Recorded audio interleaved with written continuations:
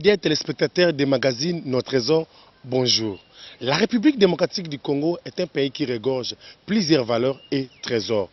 Aujourd'hui, nous allons vous faire découvrir les jardins zoologiques de Kinshasa, que je vous propose de suivre.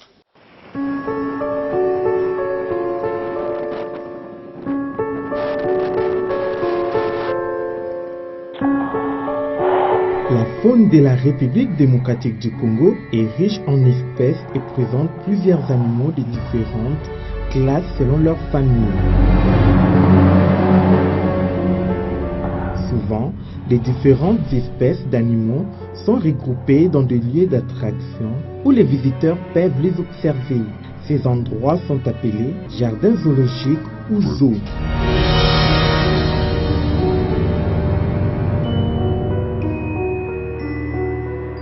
Situé dans la commune de la Gombe, au croisement des avenues Kassavubu et Commerce, les jardins zoologiques de Kinshasa est un site touristique d'une grande importance.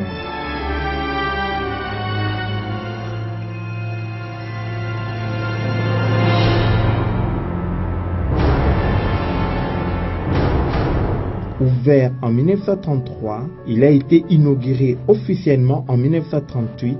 Aujourd'hui, il est pris en charge par l'INCCN, Institut congolais pour la conservation de la nature. Nous devons impérativement protéger la faune congolaise parce que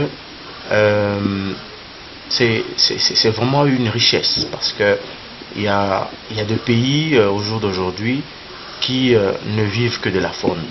Donc nous pouvons prendre le cas de la Tanzanie, nous pouvons prendre le cas du Kenya, nous pouvons prendre le cas de beaucoup d'autres pays, en fait, qui n'ont pas de minerais, qui n'ont pas de pétrole, qui n'ont rien, et que nous aussi, au niveau du Congo, nous avons aussi une biodiversité assez importante, et donc je pense que c'est une richesse qu'il faudrait vraiment conserver et valoriser. C'est-à-dire, valoriser, c'est arriver à faire un tourisme professionnel pour que les gens viennent d'ailleurs pour visiter ces animaux. Et là, ça va non seulement faire découvrir l'espèce, mais ça va aussi apporter des devises au pays.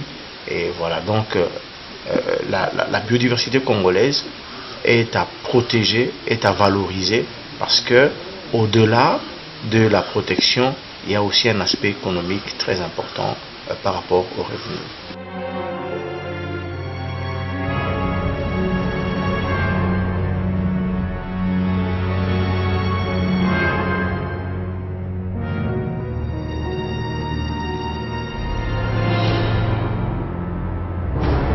Les concepteurs du zoo de Kinshasa voulaient présenter la faune tropicale dans son habitat naturel. C'est pour que le touriste puisse avoir l'occasion d'entrer pour la première fois en contact avec les animaux sauvages.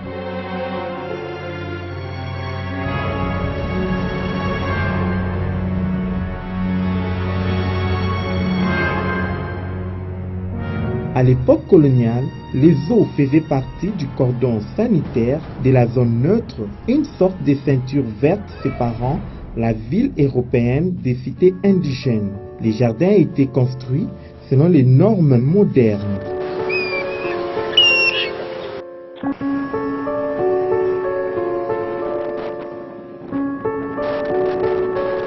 Autrefois, les jardins zoologiques de Kinshasa couvraient une superficie de 11 hectares. Ils rassemblaient un large échantillon de la faune et flore d'Afrique centrale. Au fil du temps, le jardin a perdu certaines de ses espèces, son ampleur et sa valeur datant. Nous avons entré vers ce programme de repeuplement par des espèces phares. Et déjà, il y a quelques temps, pour ceux-là qui sont venus ici quelques années auparavant, vous avez vu que si vous êtes venu aujourd'hui, vous allez voir qu'il y a des autruches qui sont là. Donc c'est des espèces qui n'existaient pas. Et si vous regardez, nous avons aussi un couple de buffles. Et donc, ce sont des espèces qui n'ont pas existé. Et donc, nous avons toute une politique de repeuplement. Mais avant d'y arriver, il y a des préalables, il y a des conditions. Alors, quelles sont les conditions pour que nous puissions repeupler? Pour que nous puissions repeupler, il faut mettre les animaux dans des conditions idéales. dans des conditions acceptables, parce qu'aujourd'hui la conservation elle a évolué. La manière dont nous voyons les choses aujourd'hui, c'est pas de la même façon que les choses s'est passées il y a 30 ans. Il y a 30 ans, il y a 40 ans, il y a 50 ans, même plus.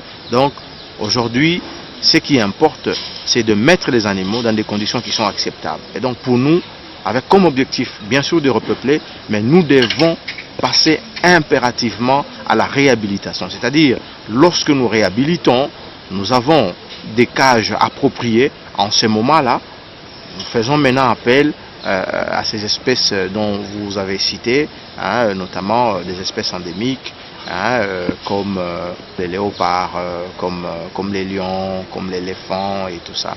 Donc il faut vraiment des cages appropriées, hein, il faut vraiment des biotopes qui conviennent au jour d'aujourd'hui. En effet, sa réhabilitation, son équipement et l'installation des espèces qui manquent à ces patrimoines sont l'une des principales préoccupations du gestionnaire de ces lieux touristiques. Pour nous, on n'a pas besoin d'amener toutes les espèces du monde ici. Donc on a besoin d'avoir une bonne représentativité de quelques espèces phares seulement, hein, et même partout ailleurs. Donc ils n'ont pas tous les animaux. Dans tous les zoos, il n'y a pas tous les animaux du monde. Voilà, donc c'est juste quelques. Donc c'est à nous maintenant de faire le choix, de savoir quels sont les animaux que nous allons mettre ici. Je vous donne un exemple. Par exemple, ici, on ne peut pas mettre un hippopotame parce que le milieu ne convient pas. Vous comprenez? Donc voilà un peu. Donc il conviendra en temps opportun pour nous de faire un choix sur quel type d'animaux que nous voulons amener ici. Et donc le problème de l'espace, c'est vrai, il va se poser, mais lorsqu'on fait un bon choix, je pense qu'on peut mettre des animaux de notre choix. Et donc, pour un autre aspect, donc c'est vrai que l'espace nous fait déjà défaut, mais nous sommes aussi butés à d'autres problèmes, notamment des problèmes de spoliation.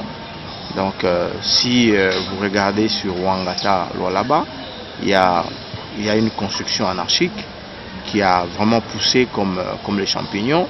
Et donc, au jour d'aujourd'hui, la construction est finie. Et donc, on a mis des locataires et tout ça.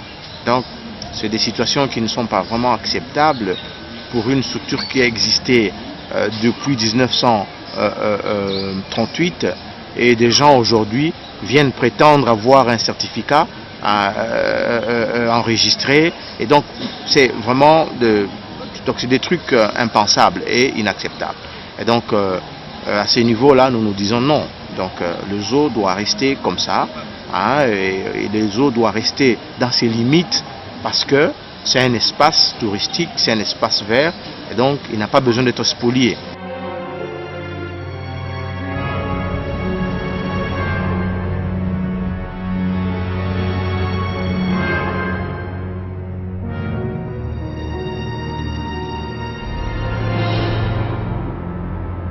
Concernant ces espèces d'animaux, certaines d'entre elles datent de plusieurs années et doivent être remplacées. Il s'agit notamment d'Antoinette, un crocodile du nul vieux de 78 ans. Les lions, les tigres et l'ours n'existent plus au sein de ces jardins.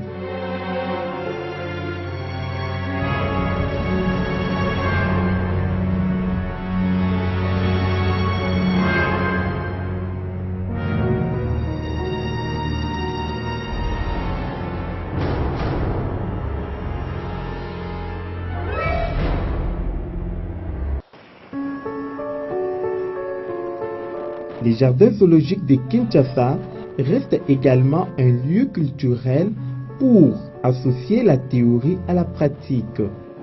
Pendant la période scolaire, et très précisément après le premier trimestre, lorsque les enfants étudient déjà des cours par rapport à la faune sauvage, et donc nous recevons un bon nombre d'écoles par ici.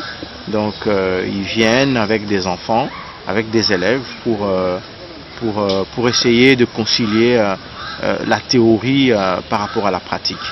Et donc, pendant cette période-là, c'est très important pour nous de recevoir ces enfants. Mais en fait, ce que nous devons dire, c'est que c'est vraiment pas assez, c'est pas suffisant parce que on n'arrive pas à avoir beaucoup d'élèves. Hein, on n'arrive pas à avoir beaucoup d'élèves. Donc c'est quelques écoles seulement qui nous arrivent. Et donc nous, notre souci, c'est que tous les élèves, en fait, des classes qui sont concernées par des cours à caractère avec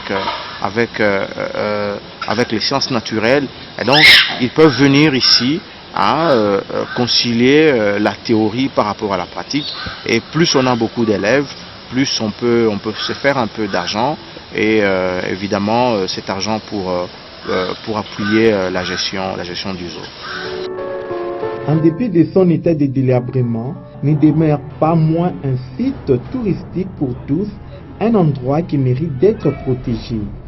Le zoo, c'est un espace vert, c'est un lieu touristique, c'est un lieu d'éducation aussi, et donc il est important que tout le monde puisse prendre conscience que cet endroit doit être protégé et cet endroit doit être valorisé.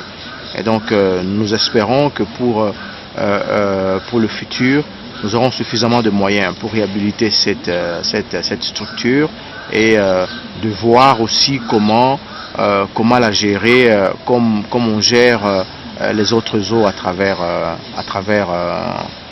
le monde. Et donc c'est ici une opportunité pour nous. Nous lançons encore une fois un cri d'alarme donc aux autorités à différents niveaux, pour que les gens puissent de plus en plus prendre conscience et que les gens comprennent que le zoo ne doit pas se mourir et que le zoo doit vraiment survivre, et donc il doit exister.